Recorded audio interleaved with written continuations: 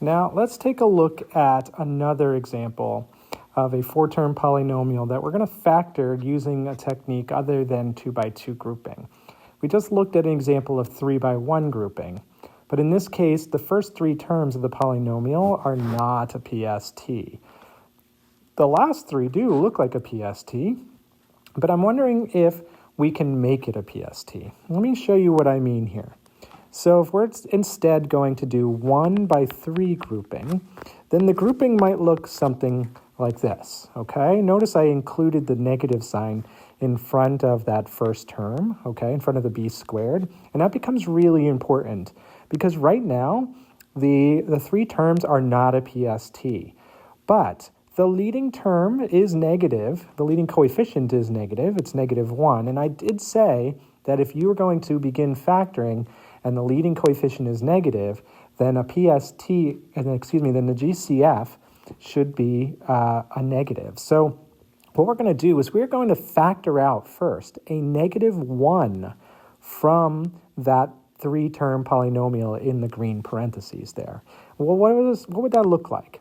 Well, the a squared remains a squared. But if I factor out a -1, like I have -1 from each of those three terms, then I end up with positive b squared minus 8b plus 16, right? So I divided each term by -1, and I get b squared minus 8b plus 16. Now, the role of the -1 GCF there would be the same as if I had just put minus, right? So I don't really need the 1 there, but I can write minus, and there's my trinomial, and it turns out that now my trinomial in the parentheses is a GCF, a PST. So how would I factor this PST? Well, b squared minus 8b plus 16 factors into b minus 4 quantity squared. And just like the last time in the last video when we looked at 3 by 1 grouping, I have something squared minus something squared. So this really is a difference of squares, just kind of hiding in plain sight, okay? And so how do we handle a difference of squares when one of the terms happens to be a group that's a binomial? The last time I showed you how to use substitution, right?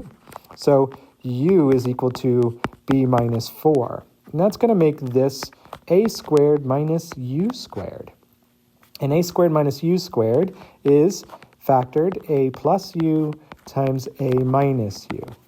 Once we go back and we replace the u with b minus 4, we get a plus b minus 4 and a minus b minus 4. And be careful here.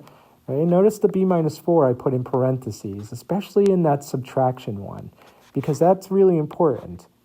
The first factor then becomes a plus b minus 4. Those parentheses aren't playing much of a role, but in the second one, it is, right? Because I'm subtracting the b and subtracting a -4.